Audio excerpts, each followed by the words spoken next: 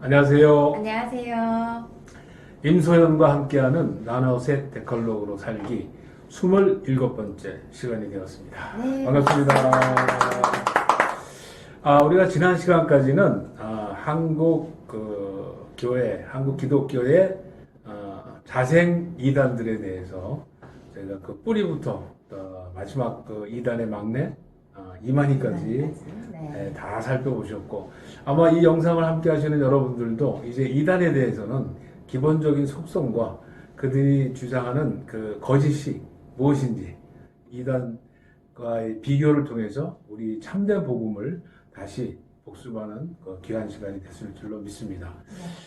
오늘 시간에는 이제 우리 국내 이단이 아니고 외국 이단, 외국에서 지금 활동하고 있는 그 이단들. 그래서 우리나라에도 그 이단들이, 외국 이단들이 많이 들어와 있죠. 그 대표적인 게 한 3개 정도 될 것 같은데, 네.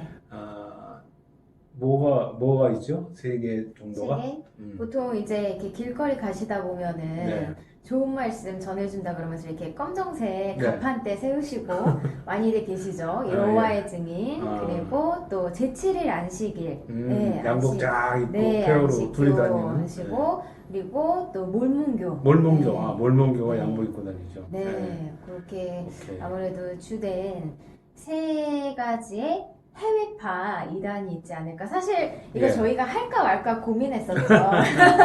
네, 왜냐하면 예. 한국 이단으로 하고 그리고 그냥 넘어갈까 했는데 네. 또 이 해외파의 영향을 받은 또 한국 이단들이 그러니까요. 있고 또 한국 기독교 이단과 비교를 해보니까 또 그렇죠. 차이점들이 또 네, 있더라고요. 네. 네. 분명한 차이점이 있었죠. 그리고 네. 또 이 해외 이단도 국내에 들어와서 네. 또 많은 교세를 확장해서 또 음. 한국 분들 중에서도 이 해외 기독교를 해외 이단을 네. 네, 또 굉장히 또 신도수가 생각보다 조사해 보니까 많죠. 네, 많더라고요. 그래서 저희가 하기로 결정했습니다. 그리고 네, 3번 나눠서 네. 여호와의 증인, 또 네. 제7일 안식교, 안식교, 그리고 몰문교 몰문교. 이렇게 3시간을 함께 해보실 텐데요. 네. 요 해외파 이단도 또 기대해 주시고 또 어떤 내용들이 있는지 같이 살펴보는 그런 시간 되셨으면 좋겠습니다. 네,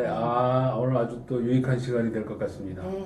그러면 뭐 마찬가지로 우리 소연 씨께서 그동안 많은 수고를 해주셨는데 자료를 많이 준비해 오셨으니까 또 우리 소연 씨 부탁을 드려서 한번 공부를 하도록 하겠습니다. 네.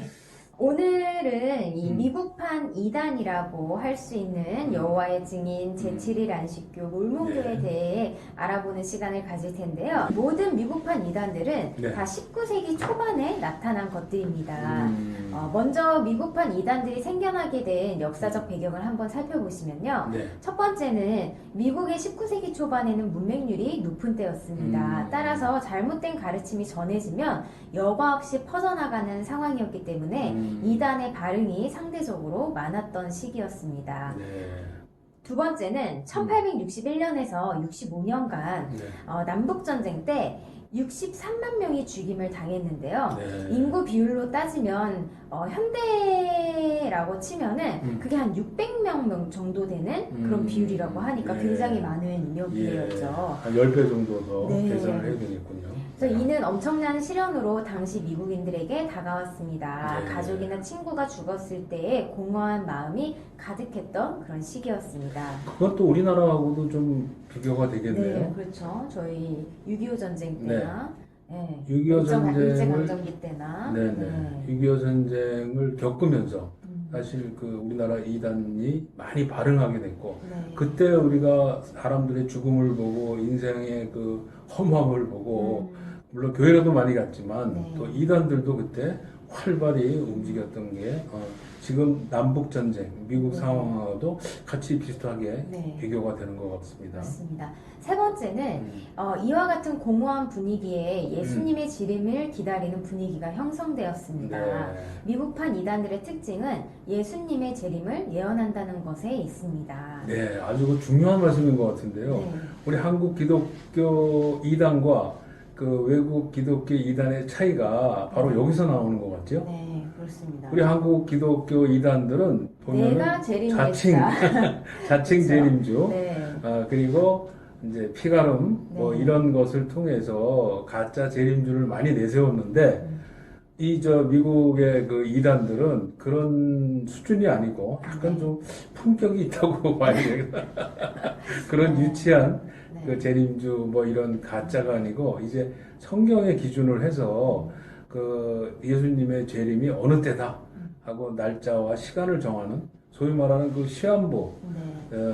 재림 시한부 그 말세론을 주장하는 그런 이단들이 미국 이단들의 아주 공통적인 그 아까 세 가지 말한 그 종교의 공통적인 속성이고 네. 특징이라고 저희가 볼 수가 있을 것 같습니다. 네.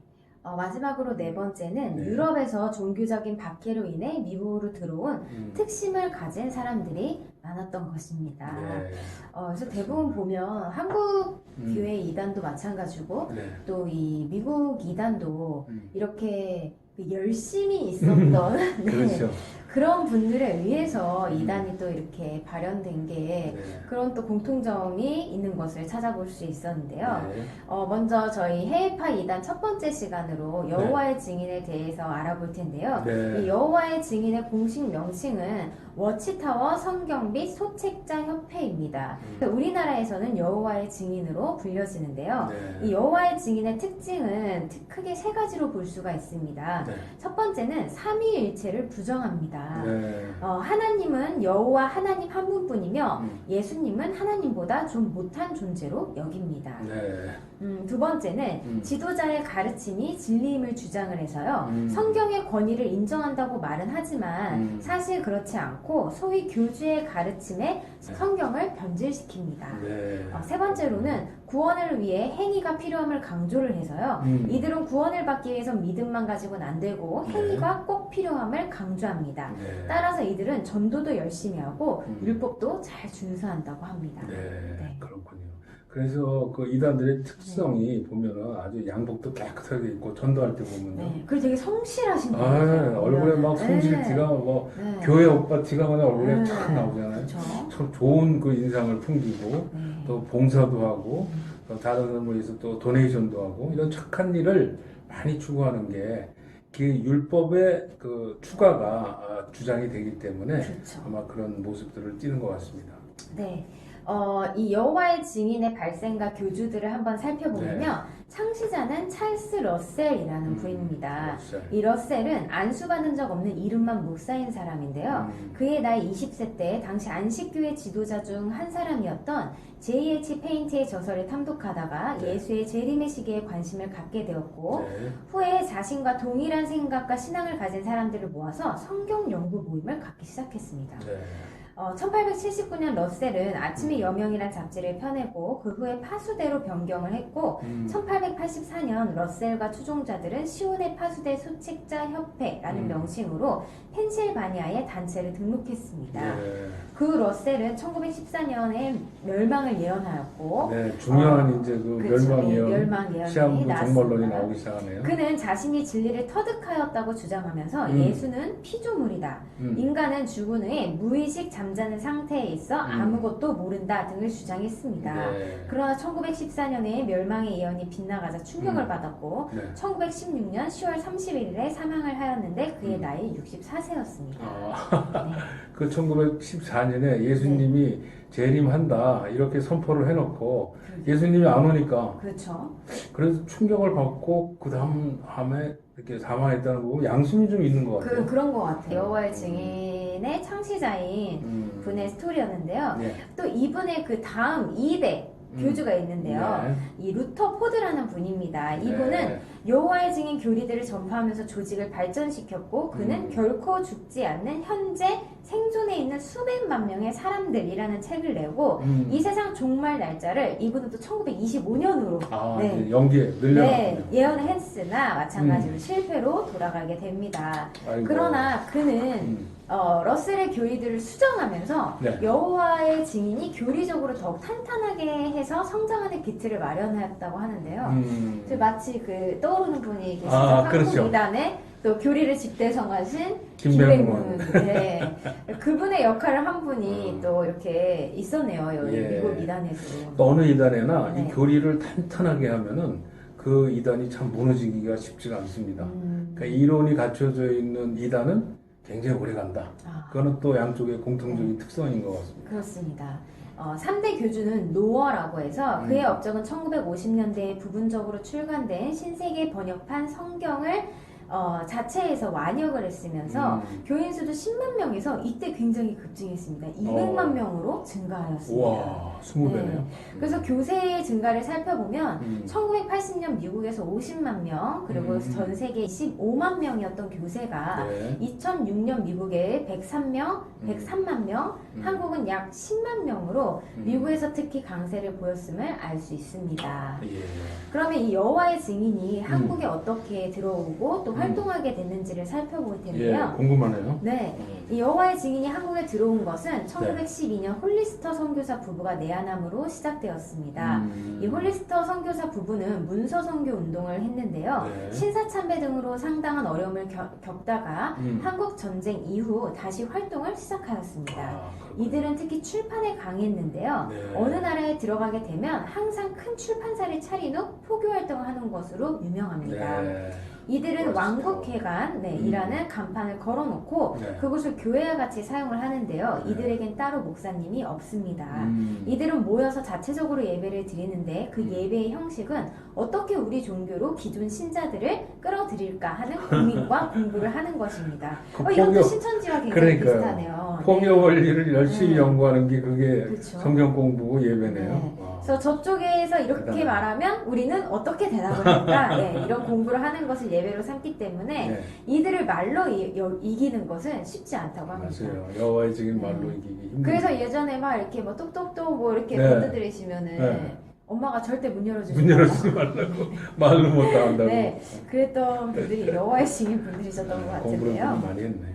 네, 이 여호와의 증인의 교리를 한번 살펴보면 아, 교리요? 네, 이들은 재밌겠네요. 성경을 NWT에서 New World Translation of the Holy Scripture 해서 따로 번역해서 사용을 하고 있다고 합니다. 네. 그래서 기존의 성경과 다음 부분이 많이 다른데요.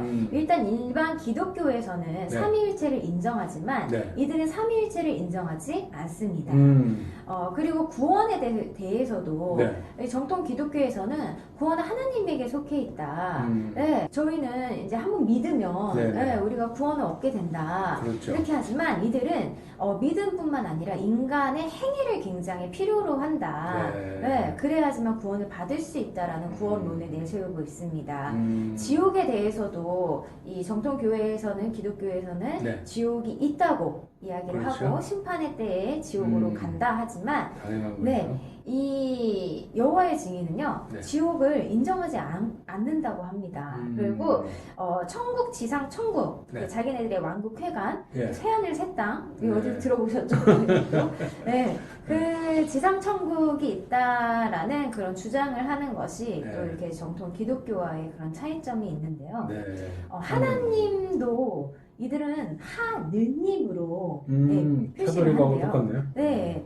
그래서 여호와가 하나님, 주로 표기하였기 때문에 네. 여호와 하나님의 의미가 퇴색되었다고 이들은 주장을 합니다. 따라서 하나님, 주를 여호와로 바꾸었다고 주장하여 그들은 성경을 그렇게 다 바꿔놓았다고 합니다. 네. 이들은 예수님을 주로 칭하는 모든 부분을 여호와로 바꿔놓고 예수님의 신성을 가리고 있습니다. 또 예수님에 대해서도요. 네. 이들은 예수님을 그냥 하나의 피조물로 네. 본대요. 그래서 성경의 단어와 내용을 바꿔서 예수님이 하나님이 아니라고 주장을 하고 예수님은 그저 으뜸가는 일꾼일 뿐이다 이렇게 주장을 한다고 합니다. 지멋대로네. 네. 그다음 이제 성령님은 우리는 성령님도 하나의 인격체로 보지만 네. 이들은 성령님도 인격체로 보지 않고 그냥 하나님이 활동하시는 어느 활동체라고만 인정을 한다고 합니다. 그래서 창세기 1장 2절에 하나님의 신이 운행하시더라를 네. 하나님이 활동하시는 힘으로 표현하고 주장하고 있습니다. 그러나 이 사도행전에 나타난 아나니아와 삽비라에게 하신 말씀처럼 성령을 속인 것은 하나님을 속인 것이고 성령은 분명히 인격체이십니다. 그럼요. 네. 인격체죠. 어떤 힘이나 어떤 그냥 능력만 그 성령으로 이해한다는 것은 그건 아주 잘못된 해석이라고 봐야 할 것입니다. 삼위일체에 대해서도 앞서 이야기한 것처럼 네. 이들은 삼위일체를 인정하지 않고 있고요. 네네. 하나님은 유일하신 주로 여기고 성경을 편집해서 그처럼 주장을 하고 있습니다. 네. 우리는 새 인격을 가진 한 분 하나님을 믿는다는 것을 네. 이 정통 크리스천들은 기억해야 할 것입니다. 그렇죠. 네. 예수님의 부활에 대해서도요. 네. 몸의 부활은 인정하지 않고 영의 부활만 인정을 합니다. 그래서 그래요. 이들은 문이 닫혀 있는데 사람이 들어올 수 없고 따라서 예수님은 영으로만 부활하였다는 주장을 하는데요. 예, 예. 우리는 부활체를 믿습니다. 예. 누가복음 24장 37절, 38절 말씀에 보면 네, 네. 그들이 놀라고 무서워하여 그 보는 것을 영으로 생각하는지라 예수께서 이르시되 어찌하여 두려워하며 어찌하여 마음에 의심이 일어나느냐라고 말씀하시죠. 네. 이들이 이렇게 예. 예수님을 이렇게 인정하지 않는 이유가 네. 특별히 왜 그럴까요? 우리가 기독교 역사를 이렇게 좀 보면은 네. 처음에 이제 이단이 나온 게 그 영지주의에서 나왔고, 네. 그다음에 이제 삼위일체에 대한 그 이단들의 이야기가 많이 나오거든요. 네. 사실 우리 여호와의 증인도 보면은 하나님, 예수님, 성령님, 우리 정통교회하고는 다른 네. 신론, 예수론, 성령론을 지금 주장을 하는데 네. 삼위일체에 대한 부정이라고 보는데 이 삼위일체를 자기네들 교리로 이렇게 마음대로 변형을 하는 것은 네. 어떤 그 자기네들만 옳다는 어떤 차별성을 주기 위해서 이런 주장을 하는 게 아닌가 싶은 생각이 드는데 네. 해외 이단들의 그 특색을 보면은 네. 우리하고는 아까도 말씀드린 것처럼 좀 다른 게 이 네. 사람들은 어떻게 보면 신학적인 논쟁을 갖고 이단을 만든 것 같아요. 지금도 마찬가지로 삼위일체에 대해서 네. 다른 주장을 하는 그런 신학적인 그 다툼 속에서 그 이단화시키는 게 아닌가 이런 생각이 드는 것 같습니다. 네. 확실히 한국 기독교보다는 약간 좀 수준이 높다는 게 좀. 격조가 들다고 그래야 되나? 좀 그 성경적이고 네. 신학적인 그런 부분에서 네. 더 많은 중점을 좀 두고 있는 것 같은 생각이 듭니다. 네. 네. 그래서 이들은 이 사후세계에 대해서도 앞서 네. 말한 것처럼 지옥을 인정하지 않죠. 음. 그래서 영혼 불면설을 부정을 하고요. 네. 죽으면 영혼이고 뭐고 다 끝이다라고 가르칩니다. 네. 그러나 요한복음의 5장 28절 29절에는 네. 이를 놀랍게 여기지 말라 무덤 속에 있는 자가 다 그의 음성을 들을 때가 오나니 선한 일을 행한 자는 생명의 부활로 네. 악한 일을 행한 자는 심판의 부활로 나오리라라는 아멘. 말씀이 분명히 있습니다. 네. 재림론에 대해서도 네. 1874년에 예수님이 재림하신다는 것을 주장했었고 네. 그 계산이 잘못됐다고 하면서 네. 1914년에 재림을 주장하였다가 불발하였습니다. 두 번 불발을 했죠. 네. 네. 그 예수님은 불가시적으로 재림을 하셨고 네. 눈에 보이진 않지만 네, 어쨌든 이제 재림을 했다. 이제, 계속 네. 틀리니까 뭐 들리니까 이제 날짜를 이제 변명을 정하진 된다고? 않았네요. 이제 오. 네. 이미 하늘에서 이 땅을 통치하신다고 주장하였습니다. 네. 하지만 성경은 다르게 말씀하고 계시는데요. 예. 계시록 1장 7절에 보면 예. 모든 사람의 눈에 보이시게 올 것이라고 하였습니다. 예. 볼지어다 그가 구름을 타고 오시리라 각 사람의 눈이 그를 보겠고 네. 그를 찌른 자들도 볼 것이요 아멘. 땅에 있는 모든 족속이 그로 말미암아 애곡하리니 그러하리라. 아멘. 예. 이렇게 나와 있습니다. 맞습니다. 근데 이렇게 명백하게 오시는 예수님을 아까 말한 불가시적으로 뭐 네. 눈에는 안 보이게 예수님이 오신다. 네. 이건 완전히 거짓말이라고 봐야죠. 그렇죠. 그러니까 두 번이나 그 예수님의 재림 시기를 지적을 했는데 두 번 다 안 왔잖아요. 그렇죠. 그러니까 이제 네. 그 합리화된 거짓말이 불가시적으로 눈에 안 보이게끔 예수님이 오셨다. 그럼 자기네들은 맞다는 얘기인가 봐요. 그러게요. 그래도 내가 재림주다라고 하는 것보다는 조금 낫죠. 조금 이제 뭐 낫긴 양심은 하지만 있으니까. 그래서 네.